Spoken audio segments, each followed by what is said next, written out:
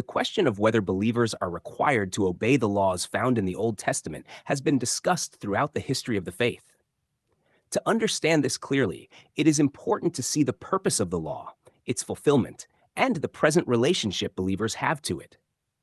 The law was given as a covenant to a specific people at a specific time. It revealed the character of God, exposed sin, and set apart a nation. It functioned as a guide, a boundary, and a witness.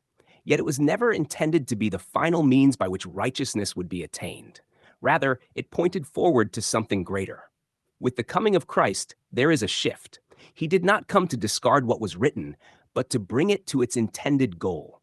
What the law anticipated, righteousness, reconciliation, and life, finds its completion in him. Because of this, the relationship between believers and the law is no longer based on obligation under a covenant written on stone, but on a new reality established through his work. The sacrificial system, dietary restrictions, and ceremonial observances all served as shadows. These shadows lose their binding authority once the substance has arrived. The need for repeated offerings, ritual purity laws, and temple-centered worship gives way to a once-for-all accomplishment and a new way of relating to God that is not dependent on those former structures. Moral instructions within the law reflect God's character, which does not change. However, even these are not followed as a means of earning standing before God. Instead, they are understood through the lens of love, which fulfills the intent of the law. The focus shifts from external regulation to an internal transformation. Believers are not under the law as a system that defines their righteousness or governs their standing. Instead, they live from a new identity.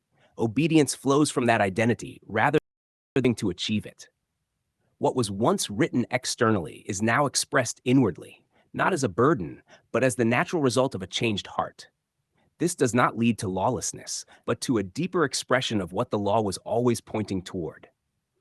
The emphasis is no longer on adherence to a written code, but on walking in the reality that has already been accomplished. In this way, the law is not ignored. It is fulfilled and brought to its intended completion.